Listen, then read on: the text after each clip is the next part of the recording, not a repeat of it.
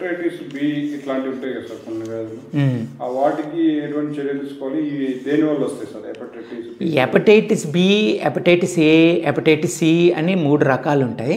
Hepatitis ఏమేమో మనకు water పొల్యూషన్లో, అంటే సపోజ్ మనము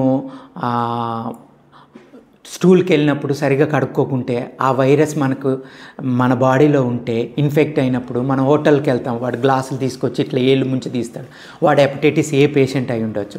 ఆ వాటర్లోంచి వాడు అప్పుడే మోషన్కి వెళ్ళి వస్తాడు. సో అది మనం తాగినప్పుడు మనకు స్ప్రెడ్ అవుతుంది. హెపటైటిస్ బి, సి అనేటివి ఏంటంటే బ్లడ్ ప్రొడక్ట్స్ వల్ల, లేకపోతే లైంగిక పరంగా వచ్చేటివి అన్నట్టు.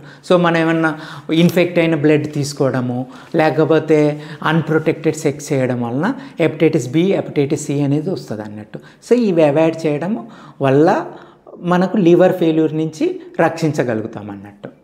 ఇటువంటి వ్యాధి వచ్చిన వాళ్ళు ఎటువంటి చర్యలు తీసుకుంటే తగ్గుతుంది?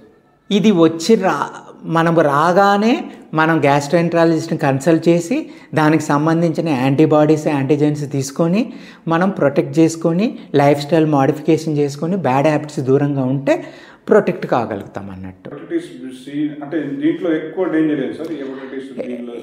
Hepatitis B, hepatitis C 2 equal డేంజరసే. హెపటైటిస్ బి కామన్గా మనకు అక్కడక్కడ ఇంజెక్షన్ తీసుకోవడము, అన్స్టెరైల్ ఇంజెక్షన్, అన్స్టెరైల్ బ్లడ్ తీసుకోవడము అలా చేయడం వల్ల వస్తుంది అన్నట్టు.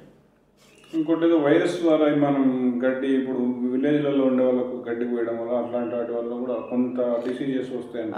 అందులో ఆ గడ్డిలో వాళ్ళకు ఫంగస్ అనేది ఉంటుంది. ఆ ఫంగల్ స్పోర్స్ ఇన్హేల్ చేసినప్పుడు ఎస్పర్జిల్లోమా, బ్లాస్టోమైకోసిస్, కాక్సిడియోమైకోసిస్ అని ఫంగల్ ఇన్ఫెక్షన్స్ మన ట్యూబర్క్లోసిస్ లాగానే మిమిక్ అవుతాయి అన్నట్టు. కాఫ్ రావడము, ఫీవర్ రావడము, దగ్గు, తెమడ అలా రావడము, తెమడలో రక్తం పడ్డము అలా అవుతుంది. వాళ్ళు ఆ ప్రాసెస్ చేసిన గడ్డి అవి ఉన్నప్పుడు అందులో ఫంగస్ పెరిగి ఆ ఫంగస్ మన బాడీలోకి వెళ్ళినప్పుడు మన ఇమ్యూనిటీ బాడీలో తక్కువ అయితే ఆ ఎఫెక్ట్స్ అనేటివి వస్తాయి అన్నట్టు.